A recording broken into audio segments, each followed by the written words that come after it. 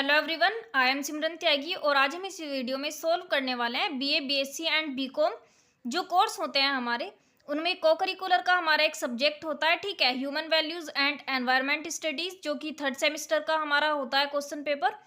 ये एक हमारा क्वालिफाई कोर्स होता है जो कि 75 मार्क्स का हमारा पेपर होता है और 100 क्वेश्चन इसमें हमारे आते हैं मल्टीपल चॉइस क्वेश्चन। ओके, सो हम देख रहे हैं लास्ट ईयर 2023 में जो हमारा एग्जाम हुआ था human values and environment studies का, वो ओके।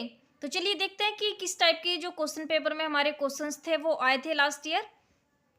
यहाँ पर इंग्लिश और हिंदी दोनों का पोर्शन दिया गया है, ठीक है। तो आप लोग यहाँ पर ध्यान से देखते चलिए दोनों को ही, जो इंग्लिश मीडियम वाले हैं इंग्लिश मीडियम का वो, और हिंदी वाले जो हैं वो हिंदी का। ओके, फर्स्ट दिया गया था हमारा कि पर्यावरण प्रदूषण शब्द को पर्यावरण संरक्षण अधिनियम 1986 की किस धारा के तहत परिभाषित किया गया है, ठीक है। ऑप्शन जो हमारे यहाँ पर सी है, यानी कि 2C के धारा के तहत हमारा जो ये अधिनियम है उसको परिभाषित किया गया है, सो ये राइट है, ठीक है, ऑप्शन सी इज राइट। उसके बाद पूछा गया था कि एक पारितंत्र में आपस में जुड़े सभी संबंध मिलकर खाद्य, फिर डैश है हमारा यहाँ पर, क्या ऑप्शन हमारा आएगा, ठीक है, बनाते हैं।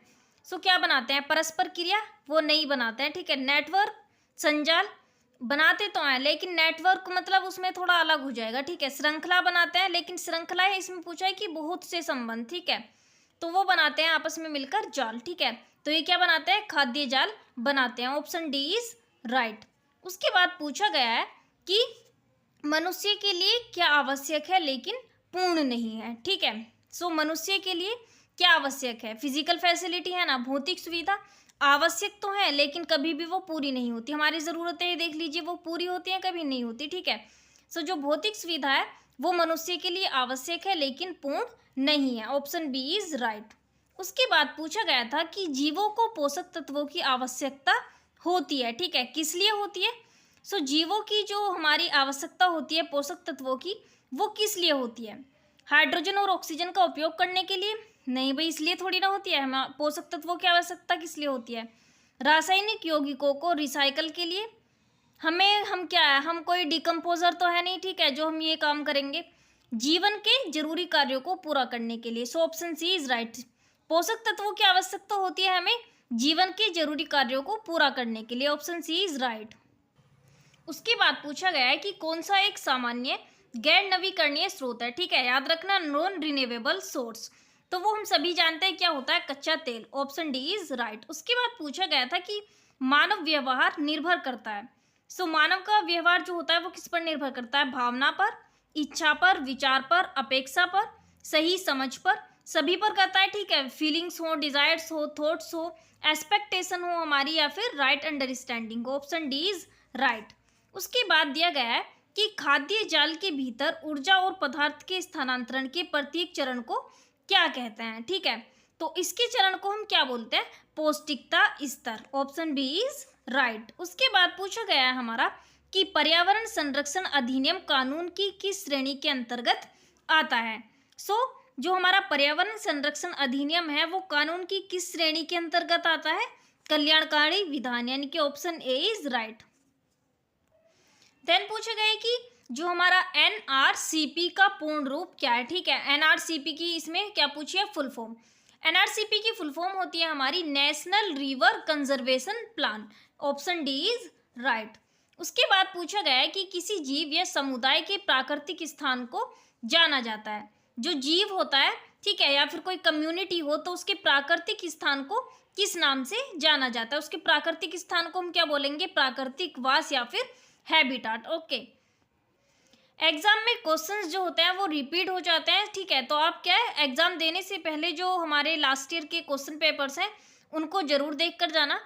भारत की सबसे लंबी नदी कौन सी है, ठीक है, हम सभी जानते हैं, बिल्कुल पक्का आप भी जानते होंगे कि कौन सी हमारी भारत की सबसे लंबी नदी है, गंगा नदी जो है वो भारत की सबसे लंबी नदी है, ऑप्शन ए इज राइट। उसके बाद पूछा गया है कि खतरनाक पदार्थ का अर्थ किसी भी पदार्थ या तैयारी से है जो अपने रासायनिक या भौतिक रासायनिक गुणों या हैंडलिंग के कारण नुकसान पहुंचाने के लिए उत्तरदायी है, ठीक है।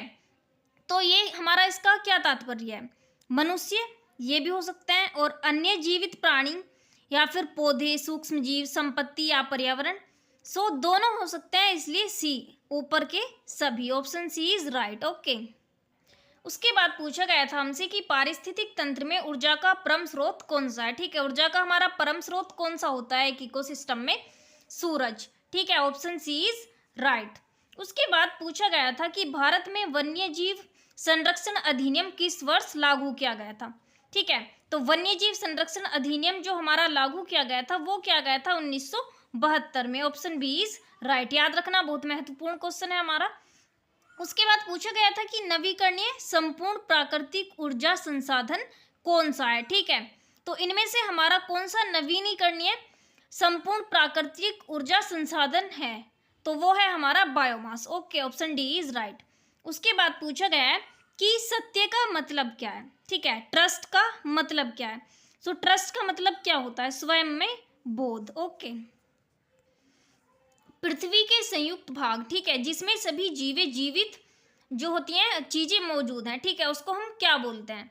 सो पृथ्वी का वो भाग जिसमें कि सभी जीवें जो होती हैं वो मौजूद हैं और वो जीवित हैं, तो हम उसको बोलते हैं जीवमंडल। Okay, option D is right, biosphere. उसके बाद पूछा गया है कि वायु गुणवत्ता की निगरानी के लिए राष्ट्रीय वायु गुणवत्ता निगरानी कार्यक्रम, ठीक है, NAMP, national air quality monitoring का जो गठन है वो किया गया है। तो ये बात हमारी सत्य है या फिर असत्य है, ये हमसे पूछ रहे हैं, तो ये बात हमारी सत्य है। ओके। उसके बाद पूछा गया है हमारा कि राष्ट्रीय वन नीति 1988 के अनुसार कितने वनावरण का जो अनुरक्षण है वो किया जाना है।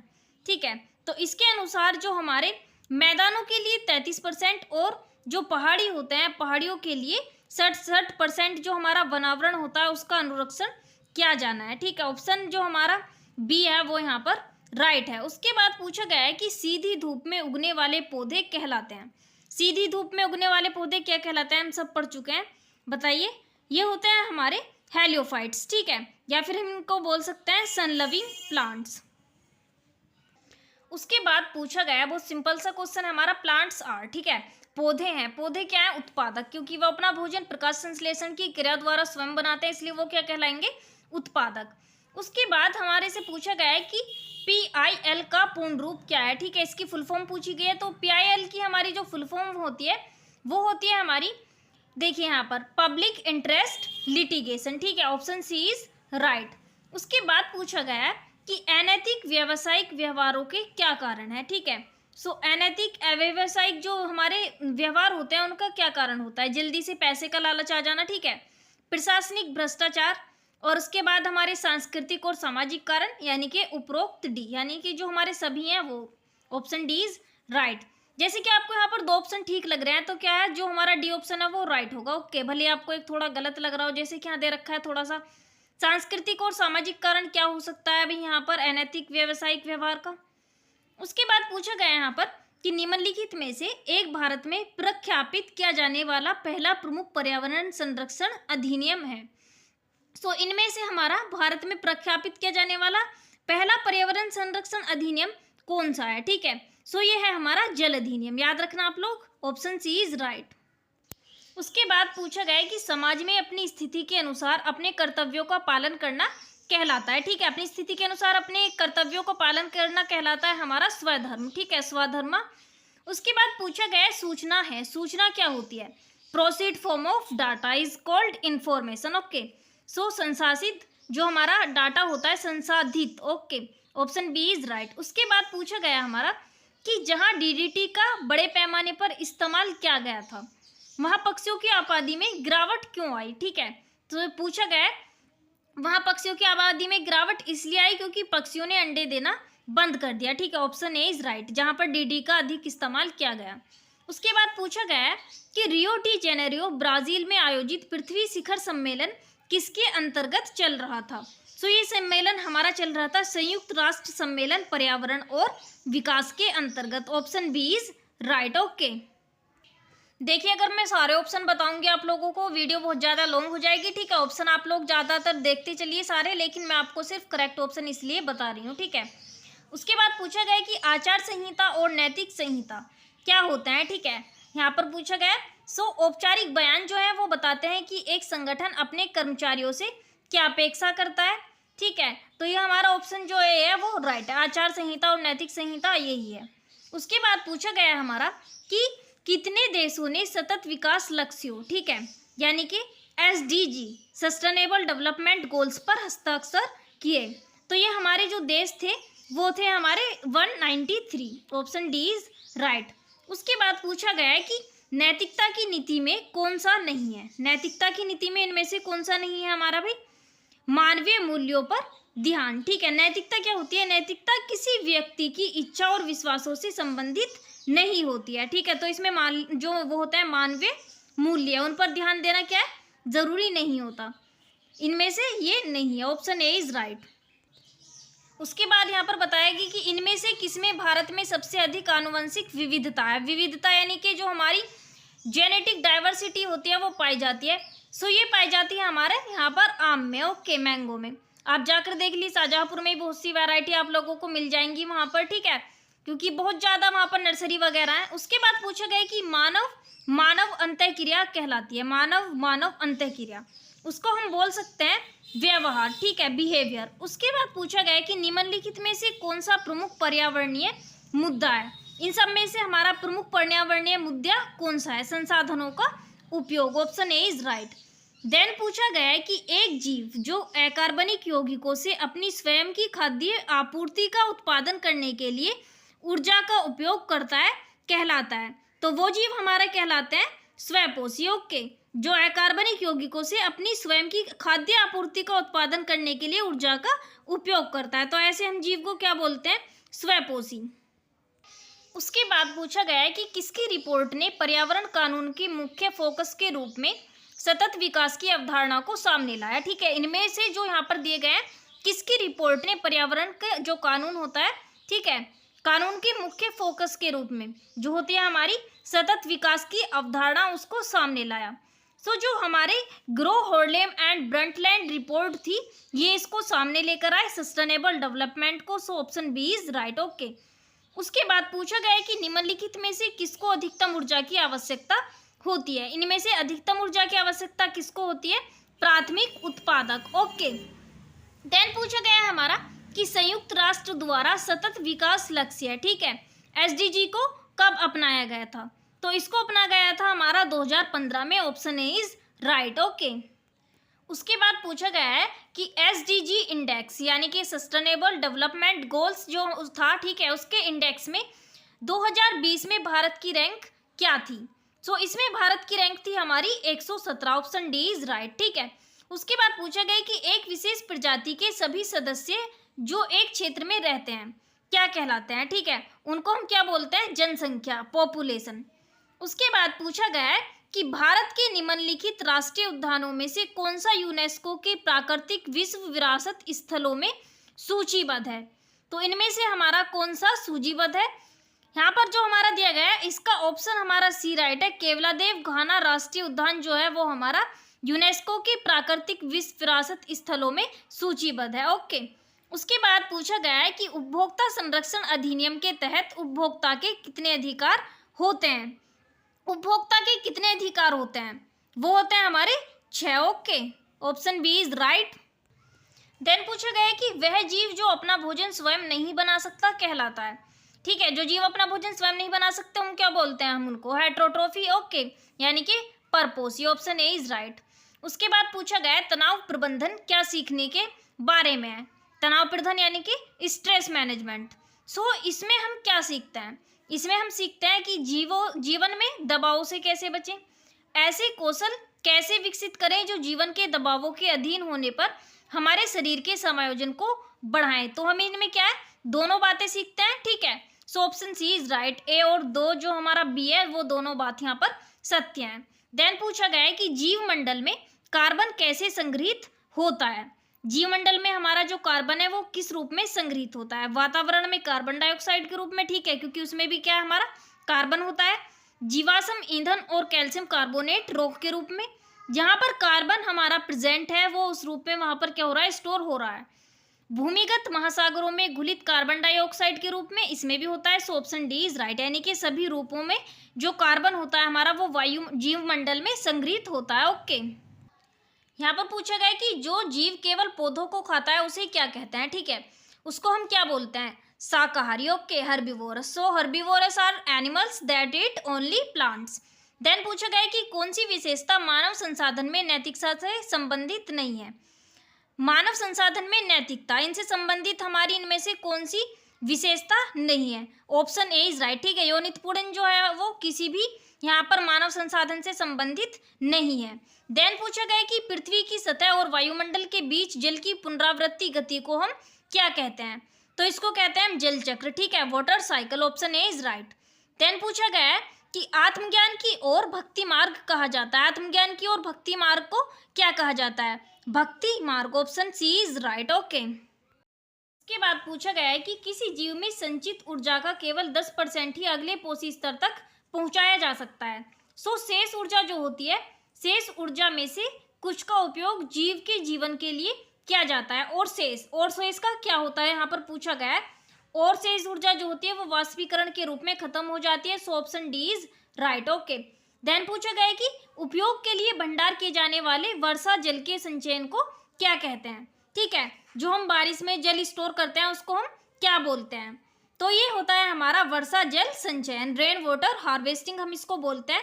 Option B is right. Then पूछा गया है कि प्रकृति के स्तर पर मानव का लक्ष्य क्या है, प्रकृति के स्तर पर मानव का लक्ष्य हमारा है समृद्धि, ठीक है, प्रोस्पेरिटी है। Option A is right.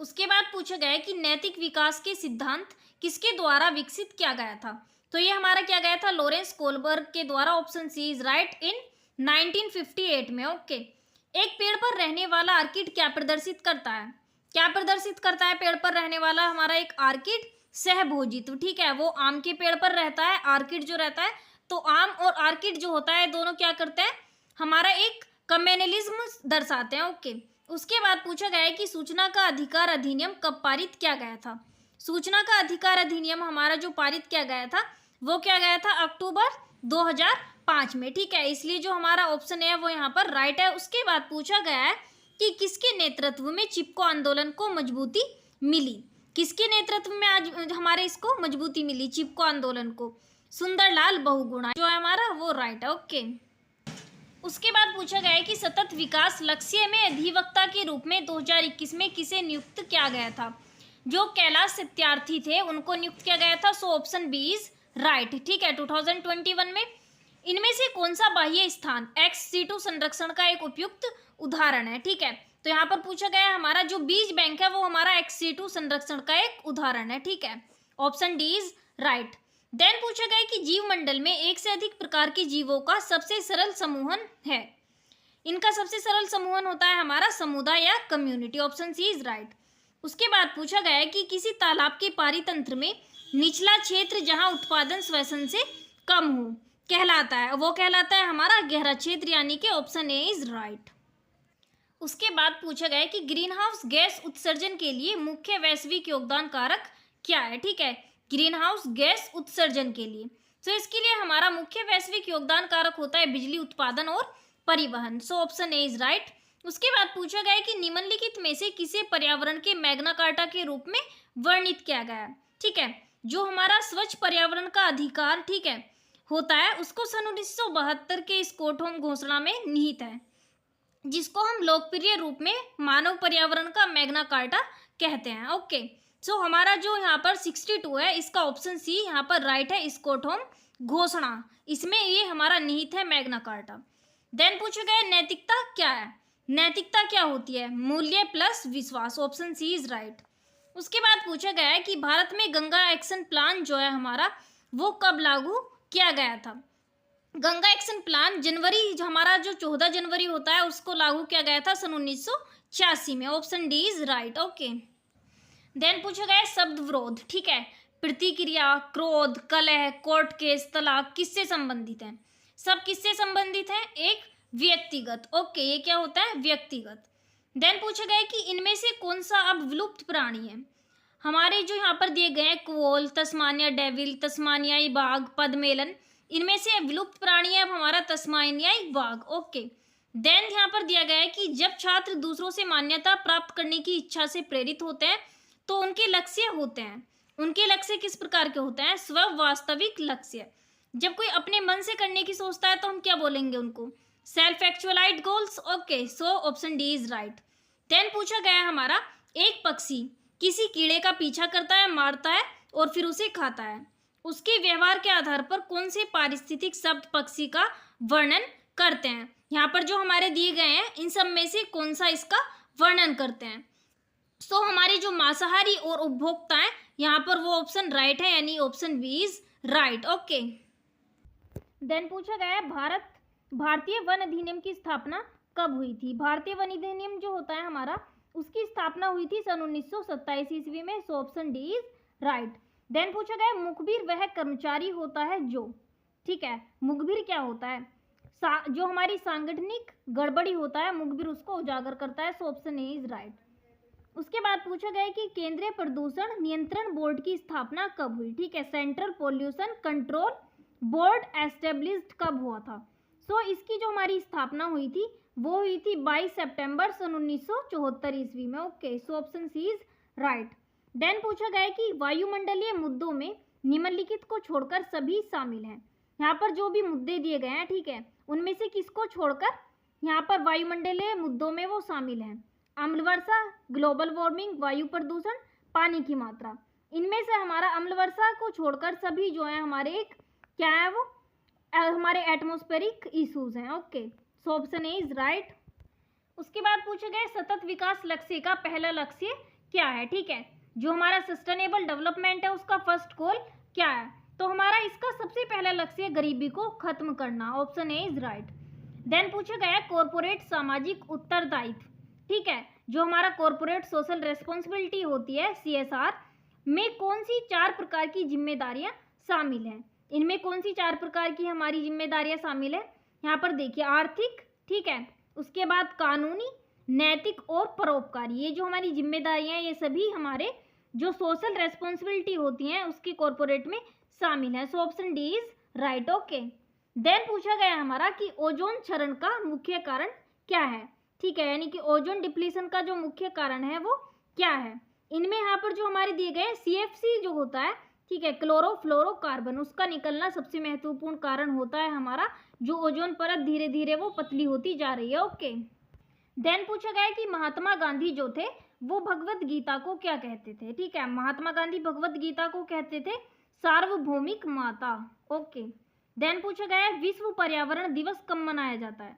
सभी जानते हैं हम कब मनाया जाता है, 5 जून को, यानी ऑप्शन सी इज राइट। उसके बाद पूछा गया है कि लेमुर की सभी प्रजातियां किस क्षेत्र की स्थानिक हैं? लेमुर की जो सभी प्रजातियां हैं वो हमारी मेडागास्कर की हमारी क्या है स्थानिक प्रजातियां हैं। देन पूछा गया है कि वे सभी जो संगठन के कार्यों को प्रभावित करते हैं, ठीक है, या जिससे संगठन के कार्य प्रभावित होते हैं या प्रभावित कर सकते हैं, उसको हम क्या कहते हैं या फिर वो क्या कहलाते हैं? ठीक है, 79 जो हमारा दिया गया उनको बोलते हैं हितधारक। ठीक है, ऑप्शन सी इज राइट। एक पारिस्थितिकी तंत्र में ऊर्जा प्रवाह हमेशा होता है, ठीक है, हमेशा किस दिशा में होता है? एक दिशा में होता है एक पारिस्थितिक तंत्र में। So option A is right. उसके बाद पूछा गया है कि वह कौन सी प्रक्रिया है जिसके द्वारा बैक्टीरिया हवा में मौजूद नाइट्रोजन गैस को अमोनिया में बदल देता है? ठीक है, तो वो प्रक्रिया होती है हमारी नाइट्रोजन फिक्सेशन, नाइट्रोजन स्थिरीकरण। उसके बाद पूछा गया है कि खतरे वाली प्रजातियों की श्रेणी में कौन शामिल है? ठीक है, जो खतरे वाली प्रजातियां हैं उनमें कौन शामिल है? तो हमारे शामिल है लुप्त प्राय और दुर्लभ प्रजातियां। Okay, option C is right. उसके बाद पूछा गया है कि प्रकृति केवल मनुष्यों के लिए ही नहीं बल्कि सभी प्रजातियों के लिए मौजूद है, तो यह कथन हमारा किससे संबंधित है? पर्यावरण नैतिकता, प्राकृतिक नैतिकता, जीवन नैतिकता। तो ये हमारा पर्यावरणीय नैतिकता और जीवन नैतिकता से संबंधित है। So option D is right, क्योंकि ए और सी दोनों से संबंधित है। देन पूछा गया है कि कौन सा संसाधन दक्षिण अफ्रीका का सबसे महत्वपूर्ण निर्यात है? ठीक है, दक्षिण अफ्रीका का जो हमारा कौन सा महत्वपूर्ण निर्यात है? तो इनमें से हमारा जो यहाँ पर दिया गया है सोना। सोना क्या है? हमारा दक्षिण अफ्रीका का सबसे महत्वपूर्ण निर्यात होता है। So option D is right. उसके बाद पूछा गया है कि भूजैव रसायन चक्र सुनिश्चित करता है। तो भूजैव रासायनिक चक्र जो होता है वो क्या सुनिश्चित करता है?